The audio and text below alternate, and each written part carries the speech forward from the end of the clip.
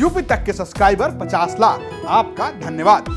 नमस्कार, आप देख रहे हैं यूपी तक और मैं हूं रजत सिंह। उत्तर प्रदेश में 16 जिलों की 59 विधानसभा सीटों पर चुनाव हो रहे हैं और 627 प्रत्याशी अपनी किस्मत आजमा रहे हैं। लेकिन इन 59 विधानसभा सीटों में से 8 ऐसी सीटें हैं जिस पर पूरे उत्तर प्रदेश की निगाह है। अगर हम ये कहें कि देश की भी निगाह है तो ये भी अपने आप में कहीं से अतिशयोक्ति नहीं होगी। हम बात कर रहे हैं उन हॉट सीट्स की जहां पर बड़े बड़े दिग्गजों की साख दांव पर लगी है। हम शुरुआत करेंगे जसवंत नगर की इटावा सीट से, जहां से शिवपाल यादव चुनावी मैदान पर हैं।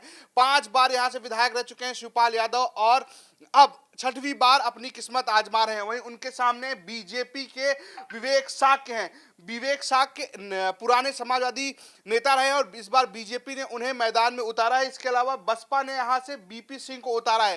कहा जाता है कि इस बार बीएसपी ने जसवंत नगर में एक तरीके से सवर्ण या कहें कि अपर कास्ट उम्मीदवार उठाकर समाजवादी पार्टी को टक्कर देने की कोशिश की है। इसके अलावा अगर हम दूसरे जिले की बात करें तो वह है फर्रुखाबाद जिले की फर्रुखाबाद सदर सीट, जहां से बीजेपी के सुनील दत्त मिश्रा चुनाव लड़ रहे हैं। लेकिन इन सबके बीच जो बड़ी बात यह है कि कांग्रेस से लुई खुर्शीद मैदान में। लुई खुर्शीद पूर्व कैबिनेट मंत्री सलमान खुर्शीद की पत्नी हैं और फर्रुखाबाद सदर सीट से मैदान पर हैं। वहीं बीजेपी ने यहां से सुनील दत्त मिश्रा को अपना उम्मीदवार बनाया। सुनील दत्त मिश्रा ब्रह्मदत्त मिश्रा के बेटे हैं। ये कहा जाता रहा है कि सदर सीट जो है वो जनसंघ और बीजेपी का गढ़ रहा है और उसकी वजह रहे हैं ब्रह्मदत्त मिश्रा। उनकी हत्या होती है, उसके बाद यहाँ की पॉलिटिक्स बदलती है। 2017 में सुनील दत्त मिश्रा को बीजेपी ने अपना उम्मीदवार बनाया था और यहां से बीजेपी ने जीत हासिल की थी। सपा ने यहां से सुमन मौर्य को उम्मीदवार बनाया। सुमन मौर्य महान दल के कोटे से यहां पर उम्मीदवार हैं। ऐसे में महान दल के लिए भी सीट महत्वपूर्ण हो जाती है। अगली सीट की अगर हम बात करें तो वह है कन्नौज। कन्नौज इसलिए महत्वपूर्ण है क्योंकि कन्नौज से लड़ रहे हैं असीम अरुण। वीआरएस लेकर जिस तरीके से चुनावी मैदान में आए हैं और उनको जिस तरीके से अखिलेश यादव ने टारगेट किया है, ऐसे में कन्नौज सीट अपने आप में हॉट हो जाती है। और वहीं असीम वरुण को चुनौती दे रहे हैं सपा के अनिल दोहरे। अनिल दोहरे 4 बार से समाजवादी पार्टी के कन्नौज से विधायक हैं। ये सुरक्षित सीट है और एक बार फिर वो यहां से मजबूत उम्मीदवार माने जा रहे हैं। लेकिन खेल किया है इस सीट पर बीएसपी ने समरजीत दोहरे को उम्मीदवार बनाया है। ऐसे में एक ही टाइटल के या कहें एक ही कास्ट के दो नेता आपस में आमने सामने हैं। वोट बंटने की बातें कही जा रही है तो कुल मिलाकर इस बार अनिल दोहरे के लिए मुश्किलें खड़ी होती हुई दिख रही हैं।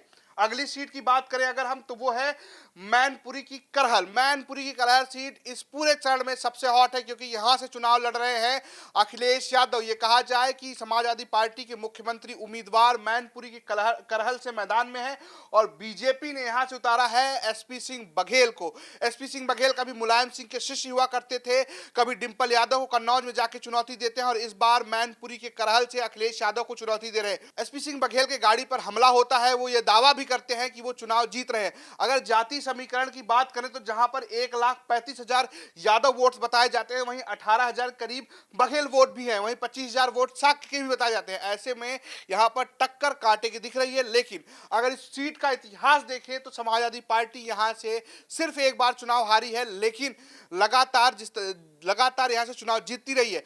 तो अखिलेश यादव के लिए सीट अपने आप में हल्की मानी जा रही है या कहें कि ये माना जा रहा है कि वो आसानी से यहां जीत दर्ज कर लेंगे। अगली सीट की अगर हम बात करें तो वो है कानपुर नगर की महाराजापुर सीट। यहां से बीजेपी के सतीश महाना मैदान पर हैं। ये मंत्री हैं योगी सरकार में और एक बार ये फिर से महाराजपुर से मैदान में लगातार यहां से विधायक रहे हैं। लेकिन इस बार सपा ने फतेह बहादुर सिंह को मैदान में उतारा है और बसपा ने सुरेंद्र पाल सिंह को।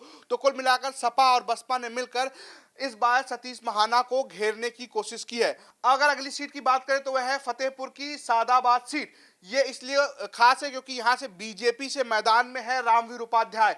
इस पूरे चरण में अगर तीसरे चरण की बात करें तो बीएसपी के खाते में एकमात्र सीट आई थी 2017 में, वो थी सादाबाद सीट, जब रामवीर उपाध्याय यहां से बीएसपी के टिकट पर चुनाव जीतकर मैदान में आए थे। लेकिन इस बार उन्होंने पाला पलट लिया और बीजेपी ने उन्हें टिकट दिया है। वहीं बसपा ने अविन शर्मा को टिकट दिया है और आरएलडी के प्रदीप चौधरी मैदान में। पिछली बार भी प्रदीप चौधरी और रामवीर उपाध्याय के बीच में टक्कर देखने को मिली थी। अब इस बार भी माना जा रहा है कि आरएलडी और बीजेपी के बीच कांटे की टक्कर देखने को मिलेगी। अगली सीट की बात करें तो वो है फिरोजाबाद की सिरसागंज सीट।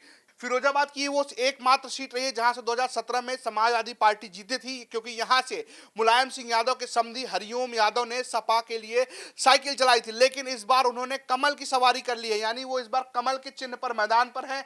उन्होंने ठीक चुनाव से पहले पार्टी बदल ली और बीजेपी ने उन्हें यहां से टिकट दिया है। वहीं सपा से सर्वेश यादव मैदान में है। सर्वेश यादव को भी बताया जाता है कि उनका भी स्थानीय स्तर पर अच्छी खासी पकड़ है। ऐसे में हरिओम यादव को अच्छी खासी टक्कर दे रहे हैं। इसके अलावा बीएसपी ने यहां से पंकज मिश्रा को उम्मीदवार बनाया है।